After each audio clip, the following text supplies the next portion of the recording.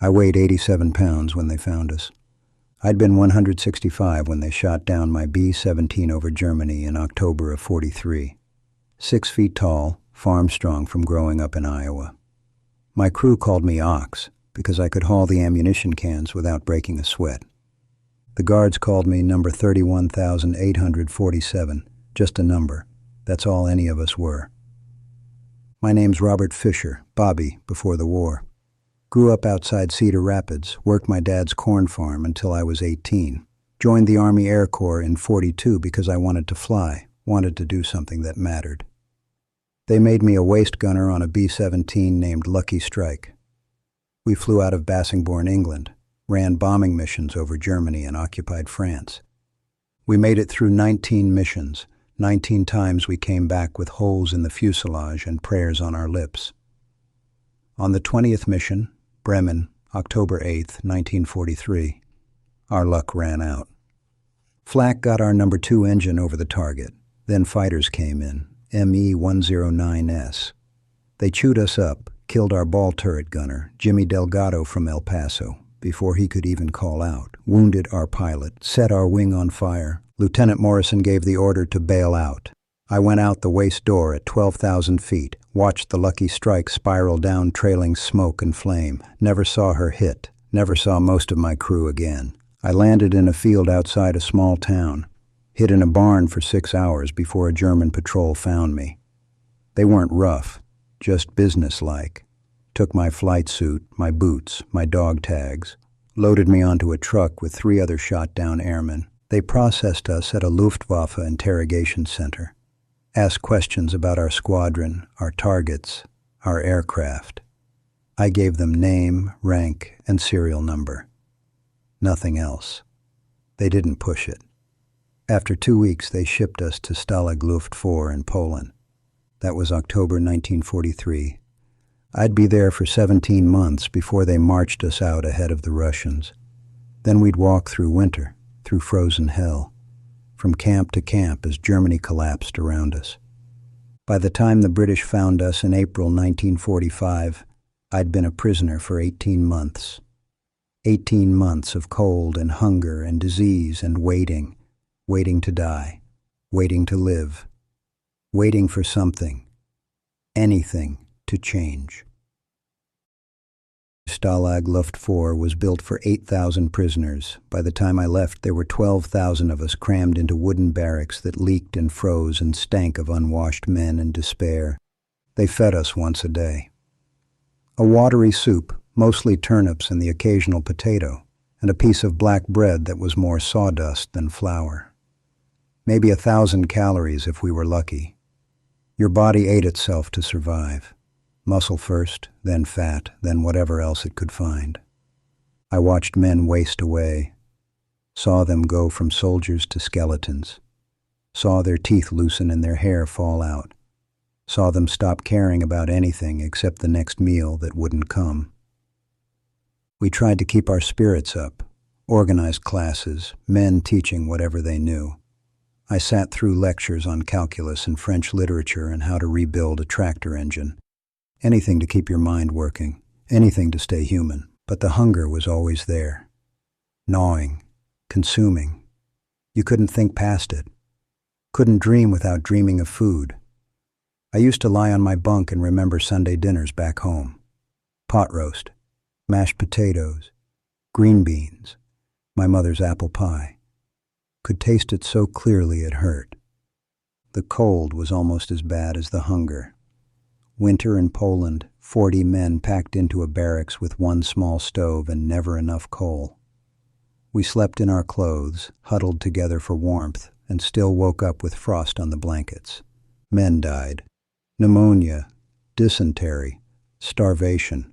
The guards would haul them out in the morning, and we'd have a little more room, a little more space. You felt guilty for being grateful. The Red Cross parcels helped when they came through. Canned meat, chocolate, cigarettes. But they didn't come often enough, and the guards took their share before the rest got to us. We'd make a can of Spam last a week, eating it in tiny portions, making it feel like a feast. We had a radio hidden in the barracks. Don't ask me how. Some of the boys were clever that way. We'd listen to BBC broadcasts when we could, hear about the war, about the Allies pushing into France after D-Day, about the Russians advancing from the east. Liberation was coming. We knew it. We just had to stay alive long enough to see it. February 6th, 1945. The guards routed us out before dawn, told us we were evacuating. The Russians were coming. We could hear the artillery in the distance, and the Germans didn't want us liberated by the Soviets. They marched us west, 86 miles in the dead of winter with whatever we could carry. No food, no shelter, just walk or die. There were 6,000 of us when we started. Didn't count how many we lost along the way. Didn't want to know. The cold was unbelievable, 20 below zero. The wind cut through our thin uniforms like knives. Men wrapped their feet in rags and kept walking because if you stopped, you froze. If you fell, the guards left you. I saw men fall, saw them sit down in the snow, too tired to go on. The guards would shout at them to get up. Most didn't. We kept walking, had to. You couldn't stop, couldn't look back. Some of the guards shot stragglers. Most just left them, let the cold do the work. We walked for 3 days to reach the first camp. They packed us into barns, into warehouses, into anywhere that had a roof. No food waiting, no medical care, just a place to collapse and wait for morning. Then we'd walk again. This happened over and over. March to a camp, stay a few days, march to another. Germany was collapsing. The roads were clogged with refugees, with retreating Wehrmacht units, with chaos. And here we were, 6,000 starving prisoners trudging through it all. I don't remember all of it. Parts of the march are just gone. Blanks in my memory where my brain shut down to protect itself. I remember the cold. I remember being hungry. I remember putting one foot in front of the other because that's all there was. By March, we'd ended up at a camp near Luckenwalde, south of Berlin. They stuffed us into barracks that were already full of Russian prisoners of war. The Russians had it worse than we did. The Germans barely fed them at all. They were dying by the dozens every day. We shared what little we had, cigarettes, stories, hope. The guards were different now. Older men, boys. The real soldiers were at the fronts, dying in the last desperate battles. These guards knew the war was lost. Some were decent, some weren't. Mostly they just went through the motions, waiting for the end. We could hear the fighting getting closer. Artillery, bombing. The ground shook at night. Berlin was burning 60 miles to the north. The Russians were coming from the east, the Americans from the west. Any day now, we said. Any day. Just had to stay alive one more day. April came. Spring, technically, though you couldn't tell from the weather. Still cold, still gray, still nothing to eat. The guards were abandoning their posts, just walking away. Some took off their uniforms and disappeared into the civilian population. Others tried to organize a defense like they were going to hold off the Red Army with a handful of old men and teenagers. We started making plans. If the camp was attacked, where would we hide? If the Germans tried to move us again, would we resist? Could we resist? We were so weak, so worn down. Even thinking about fighting back seemed impossible. On April 21st, the guards left. Just gone. Walked out the gates and didn't come back. Left us there with no food, no water. No idea what was coming next. For a day, we just sat there, waiting. The senior prisoners, the colonels and majors, they tried to organize things, tried to keep order, tried to stop men from leaving the camp to forage. Some left anyway, desperate, starving. They came back with whatever they could scavenge, a few chickens, some potatoes. One group found an abandoned German supply depot and hauled back crates of canned vegetables. We cooked what we had over fires in the compound, ate like we'd forgotten how, made ourselves sick because our stomachs couldn't handle real food anymore. And we waited, April 22nd, early morning. We heard engines, tanks, coming from the east. The Russians had arrived. The first Soviet tank crashed through the main gate at 0900 hours. I was standing in the compound with maybe 300 other men, watching it happen. Watching liberation roll in on steel treads. The tank stopped. The hatch opened. A Russian officer climbed out, looked around at us, these skeletal men in rags staring at him, and said something in Russian we didn't understand. Then he saw the American flag someone had hidden and kept for 18 months, saw it raised over the barracks, and he smiled. More tanks came, trucks, infantry. The Russian soldiers looked at us like we were ghosts. Maybe we were. Ghosts of men who should have died, who came so close to dying that the line between living and dead had blurred. They had food, real food. They gave us bread, gave us soup, gave us vodka, which was a mistake because half the guys who drank it got violently sick. One Russian soldier offered me a cigarette. I took it with shaking hands. Hadn't had a real cigarette in months. I tried to light it and couldn't. My hands wouldn't stop shaking. He lit it for me, and I stood there smoking, trying to understand that it was over. We were free, but it didn't feel like freedom. Didn't feel like anything except numbness. Like I was watching it happen to someone else. The Russians wanted to move us out, get us to medical facilities, get us fed properly, but there was chaos. The roads were clogged. The fighting was still happening all around. Berlin wouldn't fall for another week. The war wasn't over yet, so we stayed in the camp, except now the gates were open. Now we could leave if we wanted. Walk out into a Germany that was tearing itself apart in the final days of collapse. I walked out those gates on April 23rd. Just walked through them. Stood on the other side and looked back at the barracks, the wire, the guard towers. 18 months I'd been trapped there. 18 months of hunger and cold and waiting to die. And now I could just leave. I walked about 100 yards down the road. Stopped. Didn't know where to go. Didn't know what to do. Behind me was the camp. Ahead was, what? Germany, war, chaos.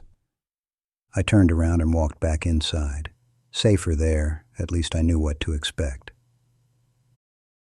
They evacuated us a week later, loaded us on trucks and drove us to a field hospital the Americans had set up. Real doctors, real medicine, real food. They weighed me, 87 pounds. I'd lost nearly half my body weight. They examined me. Malnutrition, frostbite scarring on my feet, pneumonia, parasites, a dozen other things my body was barely surviving. They took photographs. Documentation for war crimes trials, they said, evidence of what the camps had done to us. I hated those photographs, hated seeing myself like that.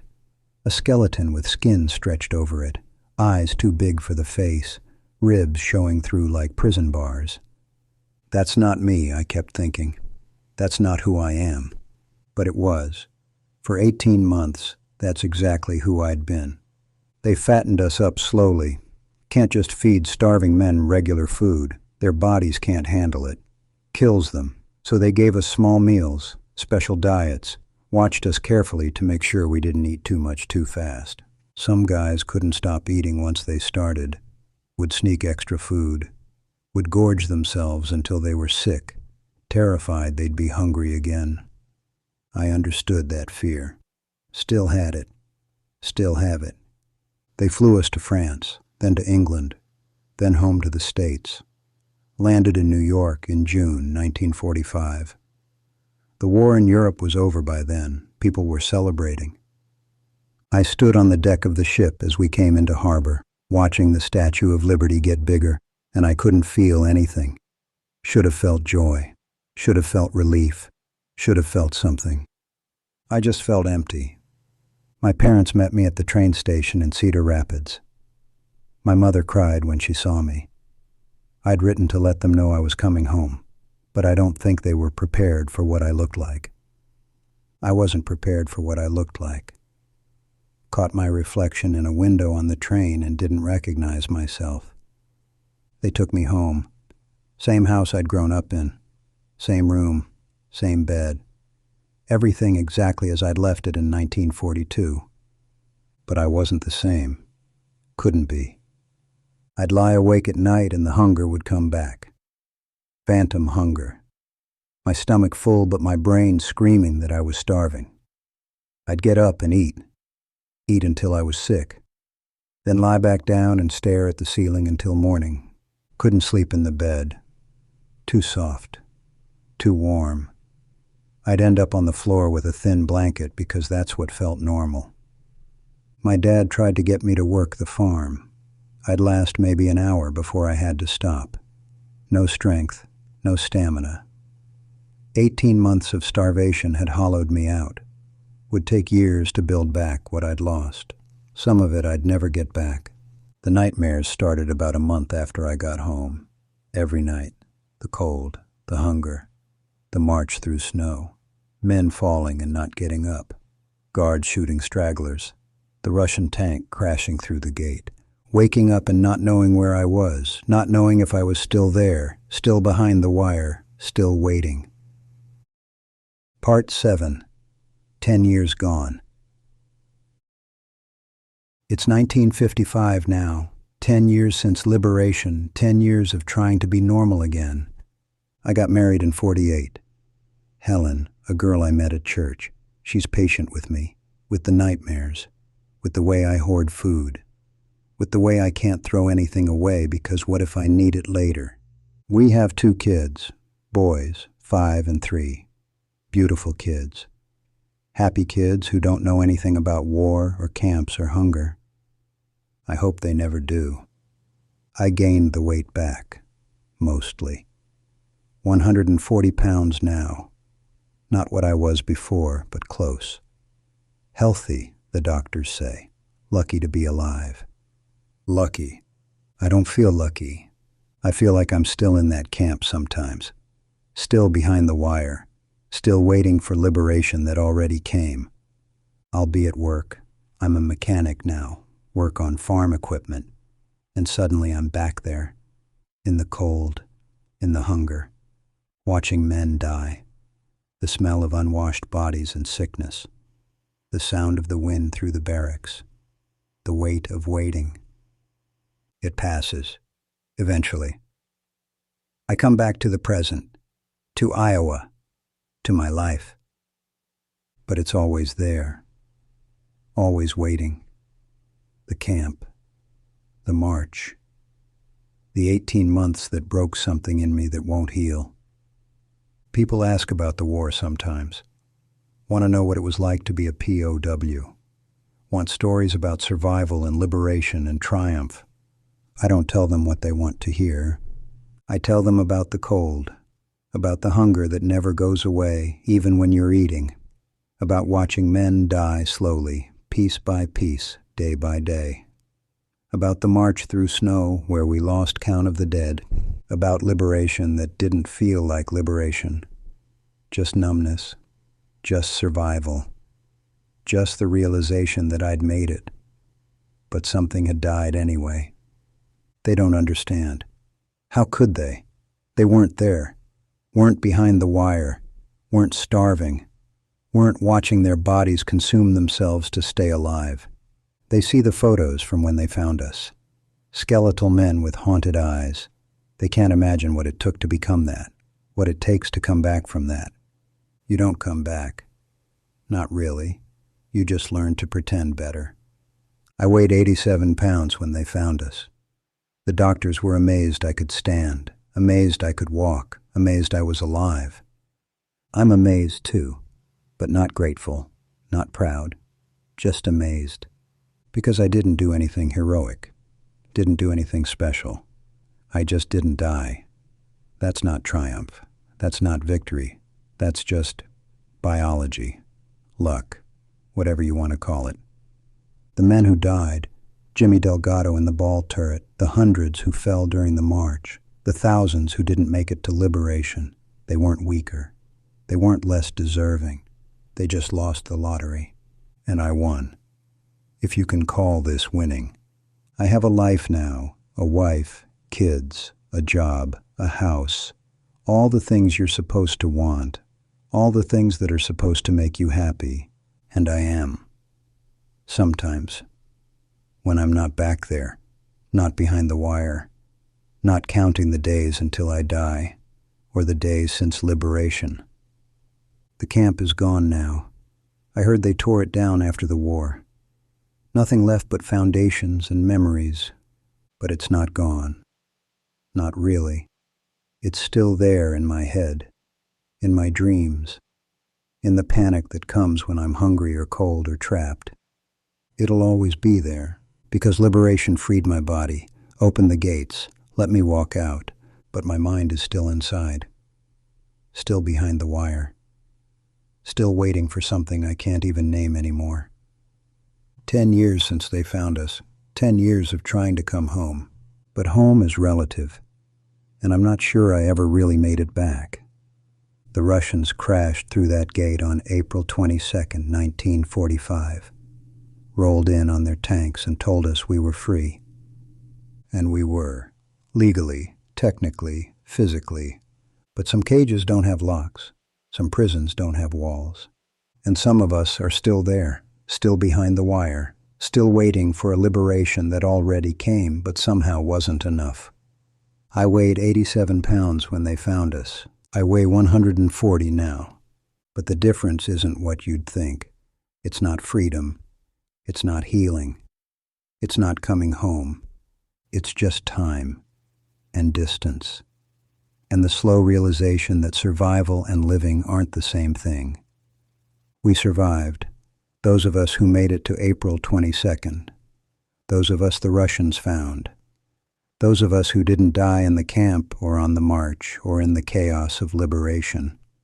We survived. But we didn't really live again. Couldn't. Too much taken, too much lost, too much of us left behind in that frozen hell. I tell my boys about the war sometimes. Not the truth.